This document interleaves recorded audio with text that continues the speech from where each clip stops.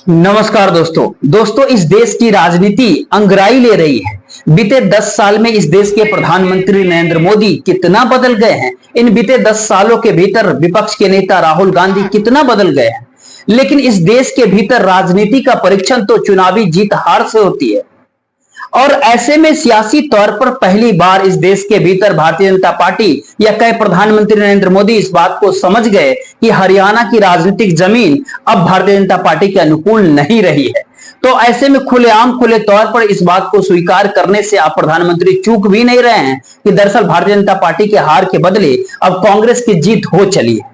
यानी यह कहे कि कांग्रेस की जीत के बाद की परिस्थितियां हरियाणा के भीतर क्या हो सकती है, इस बात को अगर प्रधानमंत्री नरेंद्र मोदी वो अपने हिसाब से बताने लग जाए तो आप समझ लीजिए कि सियासत चुनावी तौर पर भी भारतीय जनता पार्टी के जमीन तले खिसक चली।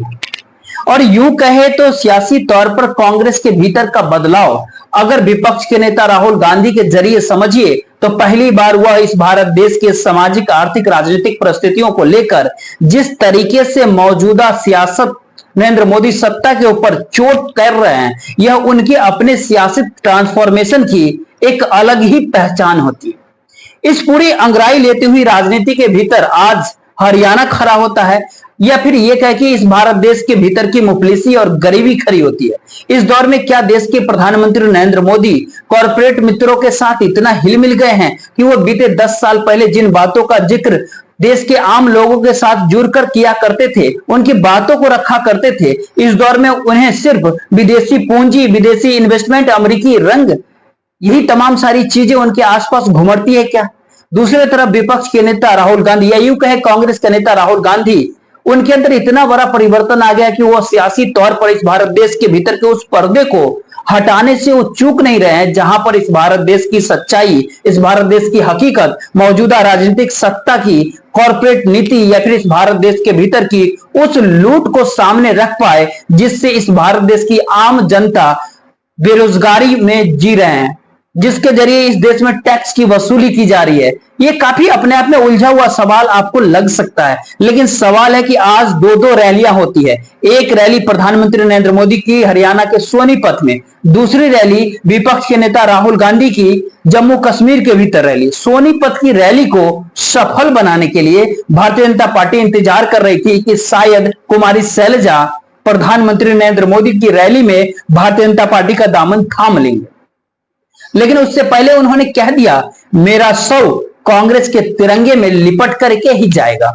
यह संदेश अपने आप में काफी बड़ा था, लेकिन इन सब के बावजूद भी जो सोनीपत की रैली की पूरी व्यू रचना की गई उसके भीतर इस बात को ध्यान दिया गया कि किसी भी तरीके से इस रैली के भीतर बहुत बड़ी संख्या में लोग पहुंचे। करीब 23 कॉन्स्टिट्यूएंसी से अलग अलग उम्मीदवारों को लोगों को लाने के लिए कहा गया और उनकी मौजूदगी मंच के ऊपर दिखाई दे इस बात की पूरा व्यवस्था किया गया। और इन सब के बीच सितारे के तौर पर, स्टार के तौर पर इंतजार इस बात का था कि शायद कुमारी शैलजा जरूर आ जाएगी मंच पे। तो पहला राउंड तो हार गए जब मंच पे कुमारी शैलजा नहीं पहुंची, लेकिन दूसरी परिस्थिति इस रैली को लेकर के इन तमाम सारे सवालों के साथ उठे कि जितनी बड़ी संख्या में लोगों की मौजूदगी सोनीपत के इस महारैली में होनी चाहिए, लेकिन उतनी बड़ी संख्या में वहां पर लोगों की मौजूदगी क्यों नहीं हो पाई। और इन सब के बीच कांग्रेस को निशाने पे लेते लेते भारतीय जनता पार्टी के सांसद पुराने देश के किसान के जो कानूनों का दोबारा से जिक्र कर गए। इस बात को लेकर के हरियाणा के भीतर जो गुस्सा और आक्रोश देश के आम किसानों के भीतर आया, उसने भी ये तमाम सारे सवाल खड़ा कर दिया कि किसानी में तो तमाम जातियां जुड़ी हुई है, लेकिन सवाल है कि जिस 36 बिरादरी का, 36 समुदाय का जिक्र होता है, अगर जातीय समीकरण के आधार पर ना भी सही तो फिर देश के किसानों के आश्रय भी भारतीय जनता पार्टी अपनी राजनीति को, अपनी सियासत को क्या उसी पटरी पर फिर से दोहराना चाहती है जिसके तले इस भारत देश के किसानों को कुचला गया था और इस भारत देश के कॉर्पोरेट मित्रों के हाथों में देश के किसान की इकोनॉमी को सौंपने का प्रयास किया गया था। और यहीं से मौजूदा वक्त में यह सवाल धीरे धीरे बड़ा हो चला कि आखिरकार इस देश के प्रधानमंत्री नरेंद्र मोदी की अपनी आर्थिक नीति क्या है।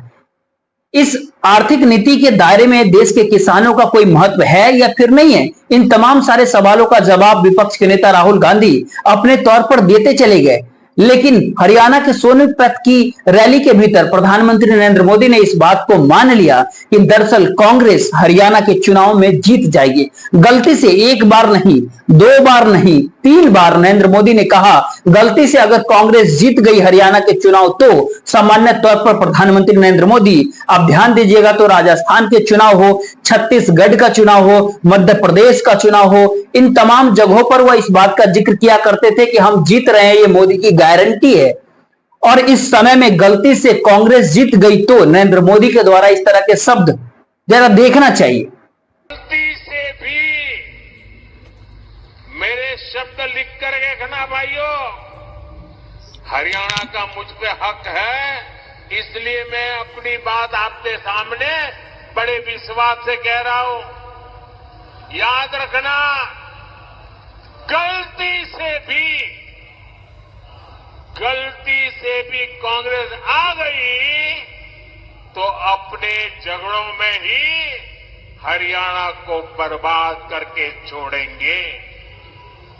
यहां पर कांग्रेस में जिस तरह झगड़े बढ़ रहे हैं, पूरा हरियाणा देख रहा है।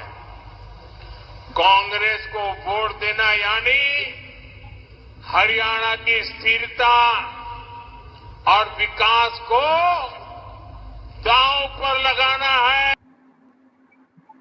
तो ऐसे में भारतीय जनता पार्टी के चुनाव के सेनापति या फिर ये कहे कि चुनावी चेहरे अगर इस बात को कहने से इस दौर में चूक नहीं रहे हैं कि हरियाणा के विधानसभा चुनाव में अगर गलती से कांग्रेस पार्टी जीत गई तो क्या कुछ होगा हरियाणा के भीतर, ये अलग बात होती है। लेकिन मौजूदा समय का सच ये होता है कि प्रधानमंत्री का रैली, दूसरी रैली हरियाणा के भीतर कुरुक्षेत्र के बाद सोनीपत में था।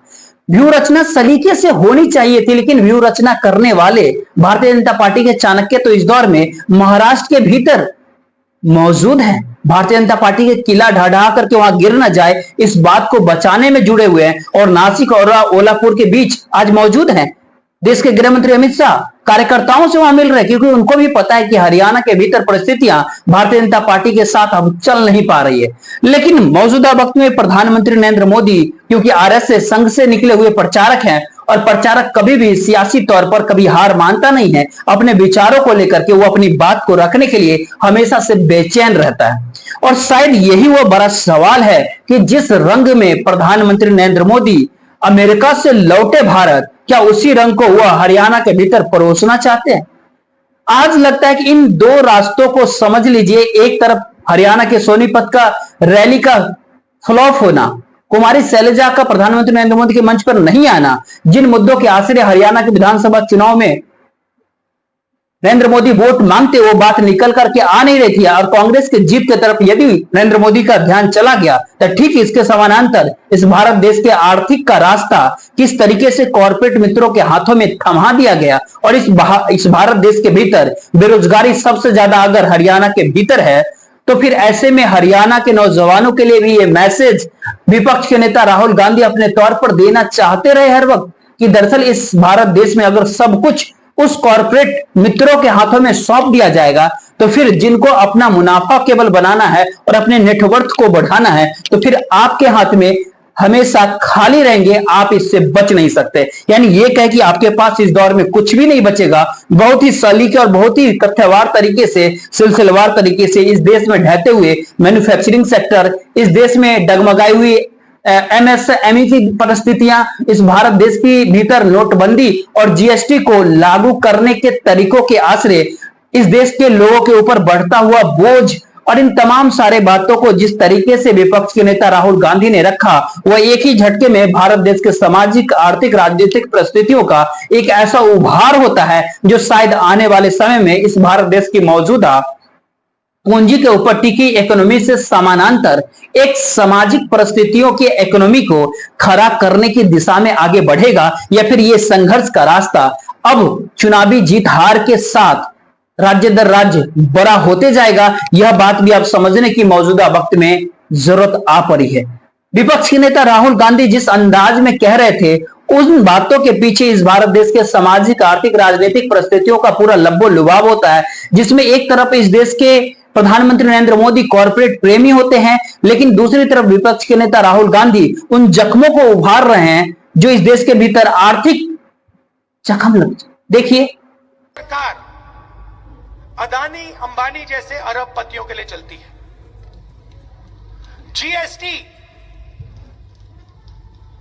जीएसटी एक हथियार है। जम्मू के एंटरप्रेन्योर्स, जम्मू के स्मॉल और मीडियम बिजनेसेस पर आक्रमण करने का हथियार है। नोटबंदी एक हथियार था। ये पॉलिसीज नहीं है, ये हथियार है और इनका लक्ष्य रास्ता साफ करने का है। किसके लिए? अदानी और अंबानी जैसे। अगर इस भारत देश की इकोनॉमी पॉलिसी हथियार के तौर पर है, जिसका जिक्र विपक्ष के नेता राहुल गांधी कर रहे हैं, तो उसके समानांतर एक बात तो और होनी चाहिए कि इस देश में पहली बार हरियाणा सरीखे राज्य के चुनाव में जम्मू कश्मीर की राजनीति के भीतर ये सवाल मौजूदा वक्त में काफी बड़ा हो चला कि इस देश के प्रधानमंत्री नरेंद्र मोदी के आर्थिक नीति उनकी अपनी सियासत को बरकरार रखने के लिए, उनके कॉरपोरेट दोस्तों को मदद करने के लिए और इस भारत देश के भीतर में मौजूदा समय में कमोबेश हर क्षेत्र के भीतर कॉरपोरेट की दखलंदाजी कैसे देश के आम लोगों को हाशिए पर ढकेल चुकी है, इन तमाम परिस्थितियों इससे पहले राज्यों के चुनाव के भीतर नहीं उभरते थे। लोकसभा चुनाव के भीतर ये तमाम सारे सवाल उठते थे, लेकिन जब राज्यों के चुनाव, विधानसभा चुनाव जब होते थे तो इस तरह के सवाल नहीं होते थे। लेकिन मौजूदा वक्त में इस तरह का सवाल जब उठने लगा तो ये बहुत साफ है कि इस भारत देश के वोटर लोकसभा चुनाव से हट करके नहीं देखता है। विधानसभा चुनाव और लोकसभा चुनाव के भीतर की उस सियासत की पूरी नब्ज को पकड़ना चाहता है इस देश के वोटर। और शायद ये सहूलियत इस देश के प्रधानमंत्री नरेंद्र मोदी ने अपनी सियासत के जरिए विपक्ष के नेता राहुल गांधी के हाथ में थमा भी चुकी है, क्योंकि भारतीय जनता पार्टी इससे पहले क्षेत्रीय स्तर पर अपने छत्रकों को बड़ा करती थी। केंद्र की राजनीति में भारतीय जनता पार्टी के नेता अगर सत्ता में रहते थे तो उनकी महत्ता उस समय कुछ और हुआ करती थी। लेकिन ध्यान दीजिए, मौजूदा वक्त में देश के प्रधानमंत्री नरेंद्र मोदी ने जिस सियासत को इस भारत देश के तमाम राज्यों के जीत हार के साथ उभार नहीं बल्कि केवल जीत के आसरे खुद की उपलब्धियों को बताया। बीते 10 सालों में इस देश में बीजेपी और संघ का एक ही चेहरा इस देश का प्रधानमंत्री नरेंद्र मोदी के आसरे रहा है। तो इस देश के भीतर राज्यों की नीति भी क्यों ना, वहां की बदहाली भी क्यों ना हो, वहां पे बेरोजगारी और महंगाई भी क्यों ना हो, लेकिन बात है कि सीधे तौर पे मौजूदा वक्त में देश के प्रधानमंत्री नरेंद्र मोदी की आर्थिक नीतियों को कटघरे में खड़ा करने से चूकेगी नहीं। और यही कारण है कि विपक्ष के नेता राहुल गांधी अब खुलेआम खुले तौर पर राज्य के चुनाव में भी इस हकीकत, इस सच्चाई को बताने से चूक नहीं रहे कि सवाल इस भारत देश के port, airport, road, track, rail, तमाम सारे कम्युनिकेशन पावर, अगर हाथों में अगर सेब है तो सेब भी अब कॉर्पोरेट छीन करके क्यों ले जा रहा है। आपको मालूम होगा, चाहे जम्मू का सेब हो, चाहे हिमाचल का सेब हो, चाहे कश्मीर का सेब हो, और इन्हीं परिस्थितियों के भीतर इस भारत देश के भीतर तमाम जगहों के ऊपर जो मौजूदा समय में जो तमाम सारे परेशानियां हैं, उसकी वजह इस भारत देश की उस आर्थिक नीति है जिसको प्रधानमंत्री नरेंद्र मोदी ने बीते 10 साल में अपने कॉर्पोरेट दोस्तों के लिए बनाया है और इस देश के भीतर चला रहा है। देखिए, रोल था, कश्मीर के सेब यहां से निकलते थे, आप बाकी हिंदुस्तान में भेजते थे। आज पूरी की पूरी सेब की इंडस्ट्री अदानी के हाथ में है। हिमाचल का सेब अदानी के हाथ में, जम्मू कश्मीर का सेब अदानी के हाथ में, और यही हर इंडस्ट्री में यही हो रहा है। एयरपोर्ट में जाते हैं अडानी टैक्स, पोर्ट में जाओगे अदानी टैक्स, मोबाइल फोन चलाओगे अंबानी टैक्स, सड़क पे चलोगे अदानी टैक्स, अनाज में अदानी टैक्स, सेना हथियार का प्रयोग करेगी अदानी टैक्स, कारतूस अदानी टैक्स, अग्निवीर अदानी टैक्स। ये कब तक चलेगा? ये सवाल मौजूदा वक्त में हर किसी के जहन में उठ सकता है कि अडानी का जिक्र, इस भारत देश की अर्थव्यवस्था का जिक्र, इस देश की बेरोजगारी मुफलिसी का जिक्र, क्या इसके जरिए कांग्रेस पार्टी को वोट मिलेगा? दरअसल इस समय में जो टेक्नोलॉजी का युग है, उस सूचनाओं को इतने तीव्र गति से देश के आम लोगों तक पहुंचाता है और अलग अलग माध्यमों के जरिए क्या इस देश के गांव, पंचायत या जिला स्तर की, कस्बे स्तर की राजनीति वह केंद्र की राजनीति से ठीक समानांतर आकर के खड़ी होती है। और अगर ऐसे में विपक्ष के नेता राहुल गांधी के तमाम मुद्दों को अगर आप समझना शुरू करें तो आप कह सकते हैं उन्होंने चार लड़ाइयां मौजूदा वक्त में लड़ी है। पहली लड़ाई तो उस मिथ को मिटाने में लग गई जहां पर भारतीय जनता पार्टी उनके ऊपर हमला लगातार करती चली गई और उनकी छवि को पूरी तरीके से तोड़ दिया गया। उस छवि को बचाने की पहली लड़ाई राहुल गांधी की थी। दूसरी लड़ाई आप ये कह सकते हैं कि इस दौर में आइडियोलॉजिकली पॉलिटिकली लीडर के तौर पर क्या सच में किसी भी राजनीति के भीतर किसी भी राजनेता की जरूरत है या फिर केवल वोट की राजनीति के आश्रय ही इस देश में नेता की पहचान होगी, जैसे इस देश में प्रधानमंत्री नरेंद्र मोदी ने अपने चेहरे को पूरे तरीके से स्थापित चुनावी जीत के आश्रय इस देश के भीतर कर लिया। विपक्ष के नेता राहुल गांधी ने इससे हट करके उस राजनीतिक थ्योरी को पकड़ा जहां पर इस भारत देश की विचारधारा की लड़ाई शुरू होती है, वो आर्थिक एस्पेक्ट में हो या सोशल एस्पेक्ट के अंदर हो। ये पहली बार सियासत का प्रयोग कांग्रेस के नेता राहुल गांधी कर रहे हैं, इस बात से कोई इनकार नहीं कर सकता है। एक तरफ देश के प्रधानमंत्री नरेंद्र मोदी का वो रियल पॉलिटिक्स है और दूसरी तरफ एक आइडियोलॉजिकल फिलॉसफी या फिर कहे आइडियोलॉजिकल थियरी है। इन दोनों के टकराव के बीच में देश के वोटर की परिस्थिति हरियाणा और जम्मू कश्मीर के बीच अगर रैलियों के जरिए अगर आप समझे तो इन बातों को आप समझिए कि जो तीसरी परिस्थिति होती है वो तीसरी परिस्थिति बल्कि राजनीतिक इकोनॉमी से जुड़ी हुई होती है, यानी इस भारत देश की अर्थव्यवस्था से जाके जुड़ा होता है। और जो अर्थव्यवस्था इस देश में कॉर्पोरेट के आश्रय चाहे अडानी अंबानी हो या इस भारत देश के भीतर कई दर्जन बड़े बड़े बिजनेस घराने जिनको लाभ लगातार मिलता है, लेकिन इस भारत देश के आम लोगों तक लाभ नहीं पहुंचती है। दरअसल यहां पर आप ध्यान देंगे तो इस देश के प्रधानमंत्री नरेंद्र मोदी इस देश के प्रधानमंत्री होकर उस फिलॉसफी को भूल गए जो 2013-14 में वो देश की आम जनता से सरोकार बनाया करते थे। अब उनके जहन में कॉर्पोरेट है, पूंजी है, इन्वेस्टमेंट है, उसके जरिए इस भारत देश का चकाचौंध है, दुनिया की तीसरी बड़ी इकोनॉमी है, भारत को विकसित राष्ट्र बनाने की सोच है 2047 तक। दूसरी तरफ विपक्ष के नेता राहुल गांधी मिथ को तोड़ रहे थे, पॉलिटिकल आइडियोलॉजी को क्रिएट कर रहे थे, इस भारत देश में राजनीतिक आर्थिक इकोनॉमी को एक नए स्ट्रक्चर में ला रहे थे। इसको ठीक बराबर इस देश के अलग अलग समुदायों के बीच वो लगातार जो संपर्क साध रहे हैं, वो देश का किसान हो सकता है, वो मोची हो सकता है, वो सब्जी बेचने वाला हो सकता है, वो इस भारत देश के भीतर में ऑटो ड्राइवर हो सकता है, इस देश में ठेला खींचने वाला व्यक्ति भी हो सकता है, ट्रक ड्राइवर भी हो सकता है, बस का ड्राइवर हो सकता है। वो आज भी जम्मू कश्मीर में देश के युवाओं के साथ संवाद कर रहे थे, उनके साथ उनकी परेशानियों को समझ रहे थे।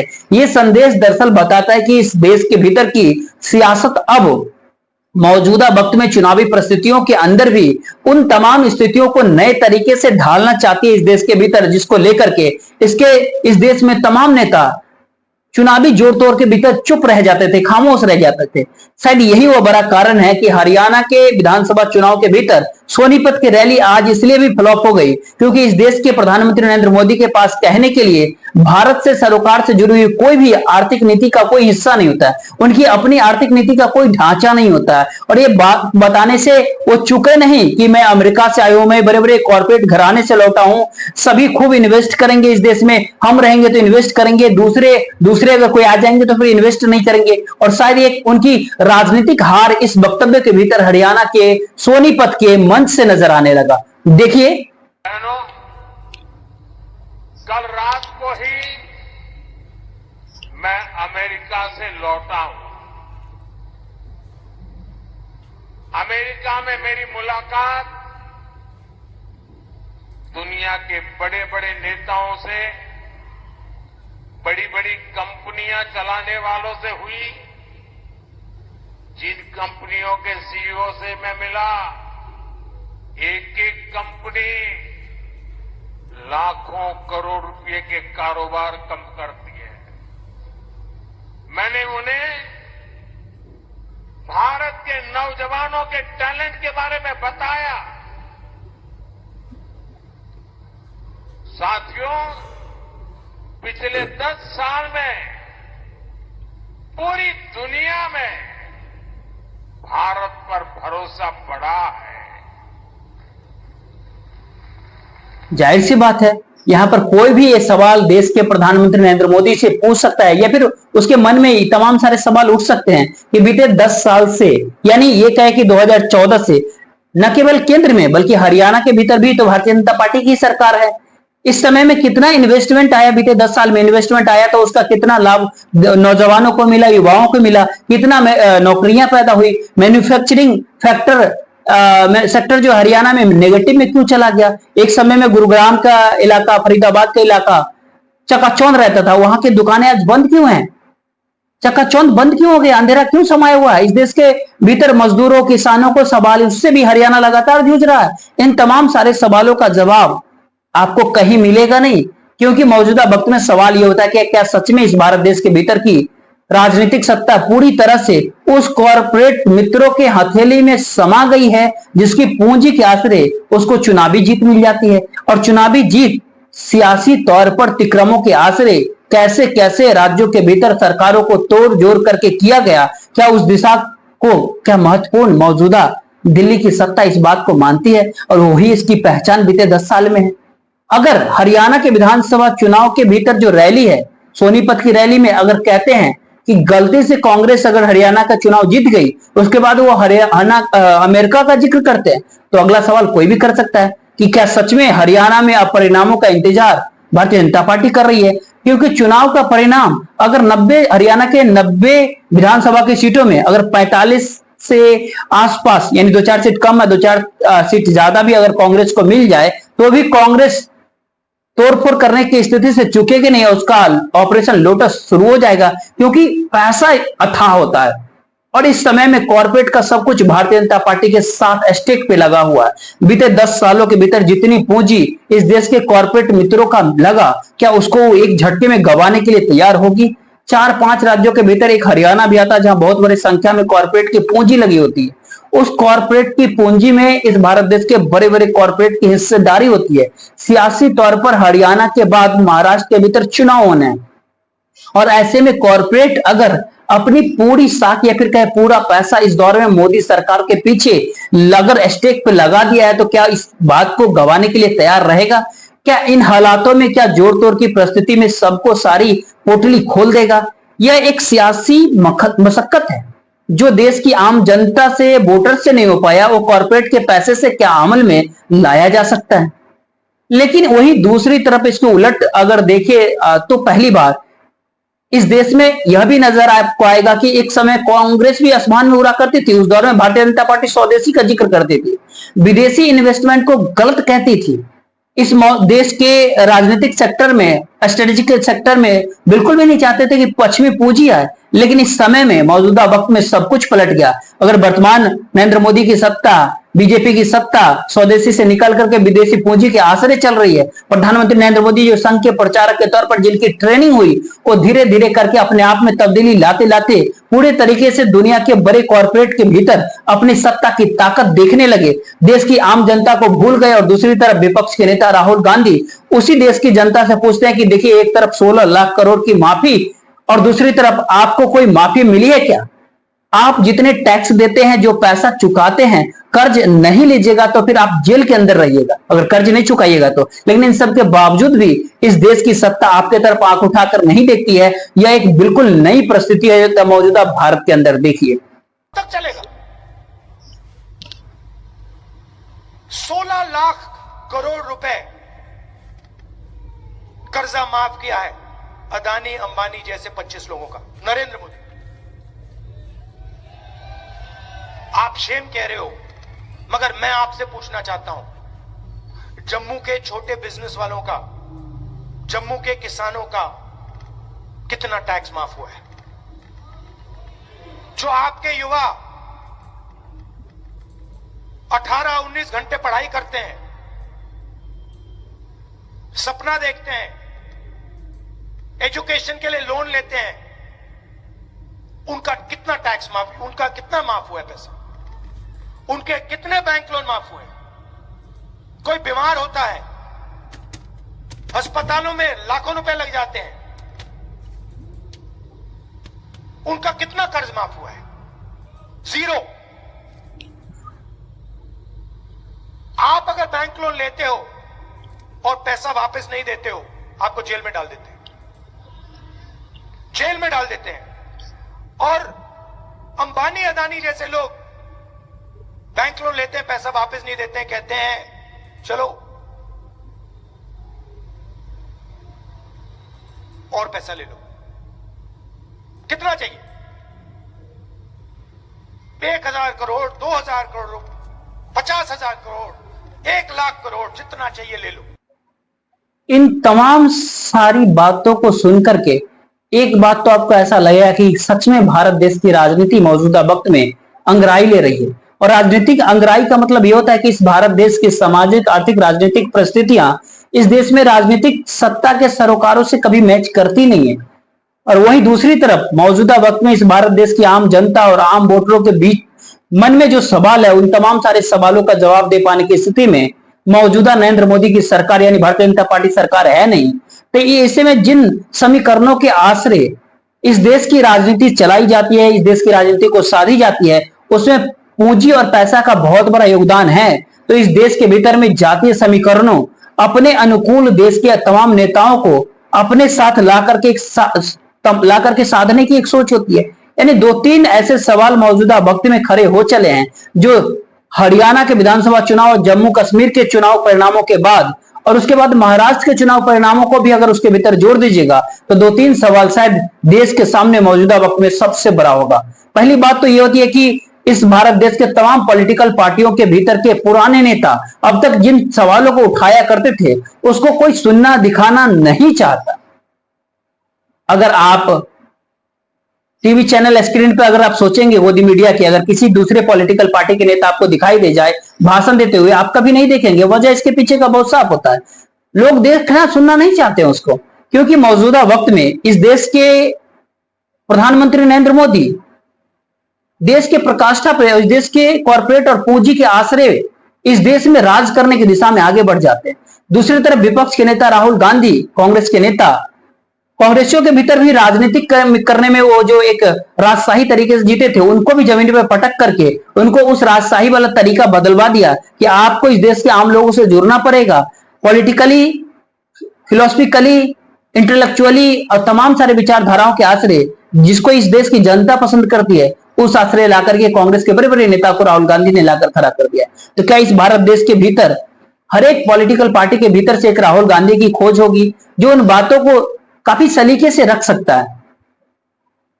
लेकिन इन तमाम सवालों के बाद एक और सवाल होता है कि क्या हर राज्यों के एक के बाद एक भारतीय जनता पार्टी को अगर हार मिलने लगेगा तो भारतीय जनता पार्टी के भीतर ये सवाल बड़ा होने लगेगा, भारतीय जनता पार्टी के अध्यक्ष कौन होंगे? संजय जोशी को लाया जाए या आरएसएस से जुड़ा हुआ कोई व्यक्ति आना चाहिए या आरएसएस से भी मुक्त और पुरानी भारतीय जनता पार्टी के नेताओं से भी मुक्त एक नए चेहरे की तलाश में भारतीय जनता पार्टी के भीतर भी शुरू होगी। और ये तमाम राजनेता, तमाम पॉलिटिकल पार्टी के भीतर जो पुरानी धारा में चले आ रहे थे वो अब चलेंगे नहीं। हर कोई एक नई इंटेलेक्चुअल एस्पेक्ट में तमाम सारी चीजों को रख रहा होगा।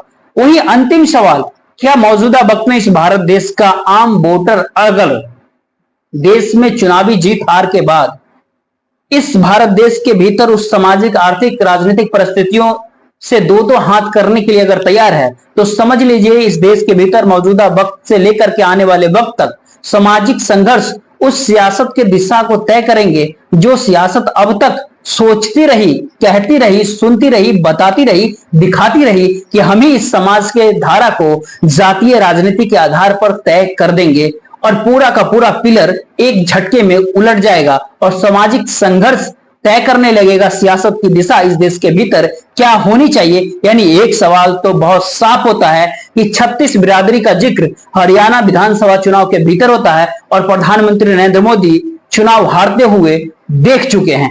वही अगला सवाल होता है कि जम्मू कश्मीर के भीतर मौजूदा वक्त में उस आर्थिक नीति का जिक्र हो रहा है, उस इकोनॉमी का जिक्र किया जा रहा है, लोग उसको पसंद कर रहे हैं जो इससे पहले सिर्फ कश्मीर के दायरे में अपनी आजादी, अपने स्वतंत्रता 370 को देखते थे। यह भी एक बदलाव है मौजूदा वक्त में। और अगली परिस्थिति उन तमाम नेताओं के लिए खतरे की घंटी होती है जो इन बातों को मानकर चलते रहे कि दरअसल एक चेहरा सामने है और एक चेहरे के आसरे बेड़ा पार लग जाएगा। तो इस बार शुरुआत 24 के लोकसभा चुनाव की आहट थी, उसके बाद इस भारत देश के भीतर आंधियां दिखाई देगी। हरियाणा के विधानसभा चुनाव, जम्मू कश्मीर के विधानसभा चुनाव, महाराष्ट्र के चुनाव, झारखंड के चुनाव, दिल्ली के चुनाव, आपको आंधी आंधी दिखाई देगी। फिलहाल इस वीडियो को ज्यादा लोग तक शेयर कर दीजिएगा, वीडियो को लाइक कर लीजिएगा, चैनल को सब्सक्राइब जरूर कीजिएगा। जय हिंद, जय भारत।